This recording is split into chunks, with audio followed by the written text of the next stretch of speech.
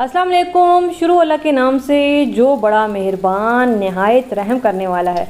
आज हम बनाएंगे मज़ेदार फूली फूली नरम और हल्की सी क्रिस्पी मज़ेदार किस्म की हलवा पूरी।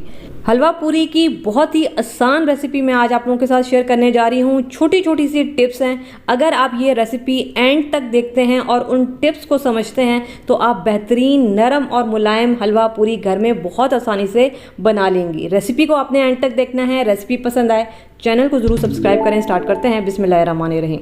तो यहाँ पे सबसे पहले हलवा पूरी का डो तैयार करेंगे और अच्छी हलवा पूरी बनाने के लिए आपने इसकी डो को समझना है। अब सबसे पहले मेरे पास मैदा है और मैदे को मेजरमेंट करने के लिए मेरे पास मेजरिंग कप है। अगर आपके पास मेजरिंग कप नहीं है तो आप कोई भी चाय वाला कप यूज़ कर सकती हैं जो भी आपके घर में मौजूद है। ठीक है, आप चाहें तो इसकी मेजरमेंट कर सकती हैं या फिर अगर आपके पास मेजरिंग कप्स हैं तो आप इसका इस्तेमाल कर सकती हैं। तो हम यहाँ पे मैदा लेंगे तकरीबन 2 कप। ठीक है, ये 1 कप चला जाएगा और ये दूसरा कप। इसके अलावा मैं इसमें नमक डालूंगी 1 चुटकी या फिर 1/4 टीस्पून। ठीक है, 1/4 टीस्पून नमक।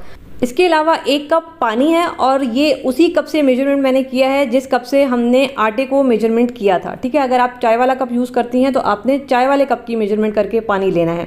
अब थोड़ा थोड़ा पानी डालेंगे, आटा गूंदेंगे। आटा हमने नरम गूंदना है, जैसे हम पराठों के लिए आटा गूंदते हैं बिल्कुल वैसा हमने बिल्कुल नरम आटा तैयार कर लेना है पूरी के लिए। थोड़ा थोड़ा पानी डालेंगे ताकि ऐसा ना हो कि पानी ज़्यादा हो जाए। अब देखें तकरीबन पूरा 1 कप मेरा पानी का यूज़ हुआ है इसमें।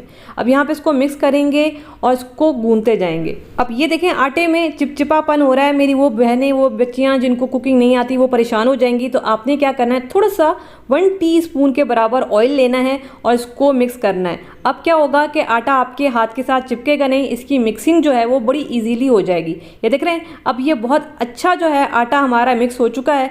चिपचिपापन भी इसमें काफ़ी हद तक ख़त्म हो चुका है। अब यहाँ पे आटे की बड़ी अच्छी मिक्सिंग हो चुकी है। यहाँ पे मैं तकरीबन 10 मिनट के लिए इसको ऐसे ही छोड़ दूंगी। अब देखें 10 मिनट हो गए इसको रखे हुए और ये आटा जो है बेहतरीन सेट हो चुका है। अब देखें आटा हमने अभी तक नहीं गूंदा है तो यहाँ पे आटे को गूंदेंगे। इसके लिए आपने हाथों को अच्छे से धो लेना है ताकि हाथों पे आटा ना लगा हुआ हो, और थोड़ा सा हाथों को ऑयल लगाएंगे क्योंकि आटा ये बहुत नरम है। ये मैं आपको दिखा रही हूँ, ये इतना नरम है कि ये खुद ही ड्रॉप हो रहा है। तो इसके लिए आपके हाथों पे आटा नहीं लगा हुआ होना चाहिए। थोड़ा सा ऑयल लगा लें क्योंकि पूरी के आटे में खुशके का इतना इस्तेमाल नहीं होता है। अब क्या करेंगे कि नीचे सरफेस पे मैं थोड़ा सा ऑयल लगाऊंगी। खुश्क का यूज़ नहीं होगा, ये याद रखिएगा, ऑयल का इस्तेमाल यहाँ पे ज़्यादा होता है। अब हम इसको गूंदेंगे। आटा देख रहे हैं कितना नरम है कि ये खुद ही मेरे हाथ से स्लिप हो रहा है। बस आपने जो इसकी डो है ना इसको समझना है। अगर आप डो को समझ जाते हैं तो आपकी पूरियाँ बेहतरीन तैयार हो जाएंगी। तो तकरीबन 10 मिनट तक हमने आटे को गूंदना है और इसके बाद मैंने इसके पोर्शन कर लिए हैं। 2 कप आटे की मैं 7 पूरियाँ बना रही हूँ। अगर आप बड़ी साइज़ की बनाती हैं तो 5 भी बना सकती हैं, 4 भी बना सकती हैं, कोई मसले वाली बात नहीं है। अब एक प्लेट लेंगे, प्लेट पे भी थोड़ा सा ऑयल लगाएंगे। इसके बाद मैंने दोबारा से हाथों को थोड़ा सा ग्रीस कर लिया है और इसके बाद हम इसका पेड़ा बनाएंगे। देखें इस पूरे आटे में हमने अभी तक खुशके का इस्तेमाल नहीं किया है और ना ही करना है क्योंकि खुशके से जो पूरियां हैं वो अकड़ जाती हैं। तो इस तरह से हमने इसके पेड़े बना लेने हैं बिल्कुल स्मूथ से, जैसे आप रोटी के पेड़े बनाती हैं बिल्कुल वैसे ही हमने पेड़े बना लेने हैं। इसके बाद ऊपर से भी हमने ऑयल डालना है या फिर पिघला हुआ घी डालना है ताकि हम जब इसको रस दें तो ऊपर से इसकी पापड़ी ना जमे।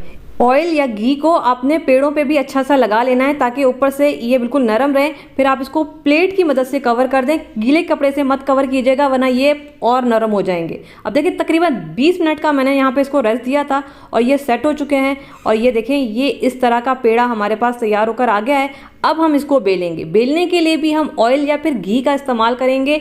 सरफेस पे थोड़ा सा ऑयल लगा लें या घी लगा लें, लेकिन खुश्का नहीं लगाना, ना ही यूज़ करना है। अब पेड़ा लेंगे और हाथ की मदद से चाहे तो इसको बड़ा करें क्योंकि जो पूड़ी वाले होते हैं वो हाथ की मदद से ही पूड़ी को थोड़ा सा बड़ा करते हैं, या फिर इस तरह से आपको मुश्किल लगता है तो आप बेलन का इस्तेमाल कर सकती हैं, कोई मसले वाली बात नहीं है। लेकिन बेलन को भी आपने ऑयल लगाना है ताकि जब आप इसको बेलें तो ये चिपके नहीं। और बिल्कुल हल्के हाथ से, आप देख रहे हैं बिल्कुल हल्के हाथ से आपने इसका पराठे का साइज़ बड़ा करना है, लेकिन हर तरफ से ये बराबर होना चाहिए।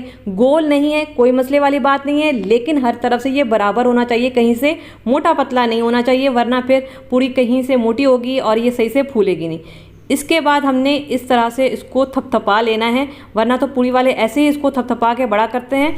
लेकिन कोई बात नहीं, अगर इस तरह से मुश्किल लगता है तो हमने बेलन का इस्तेमाल किया है। आप बेलन से पूरी का साइज़ बड़ा कर सकती हैं, परेशान होने वाली बात नहीं है। पूरी गोल नहीं बनती, कोई मसला नहीं है, बस पूरी हर तरफ से बराबर होनी चाहिए, कहीं से मोटी पतली नहीं होनी चाहिए। अब हम इसको करेंगे फ्राई।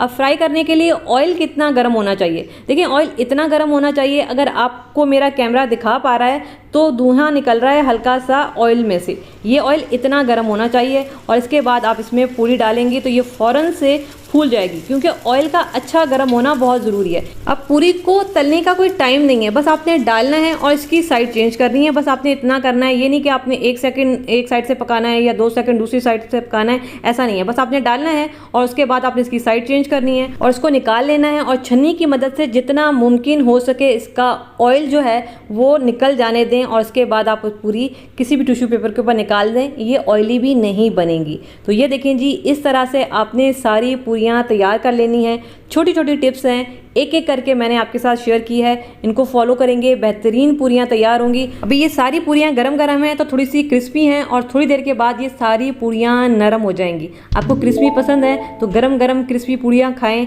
अगर नरम पसंद है तो 1-2 सेकंड के बाद ये वैसे ही नरम हो जाएंगी जैसे मैं अभी ये खा रही हूँ। ये सबसे पहले वाली पूरी थी जो मैंने फ्राई की थी। अब यहाँ पर इसको मज़ेदार हलवे के साथ टेस्ट करेंगे।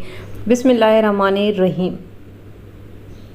बहुत मज़ेदार बनी है, आपने इसको ज़रूर बनाना है। मैंने कोशिश की है एक एक चीज़ आप लोगों को अलग अलग करके समझाऊं, तो आप बस उन सारी टिप्स को फॉलो करें और ये बेहतरीन सी हलवा पूरी घर में तैयार करें और मुझे बताएं कि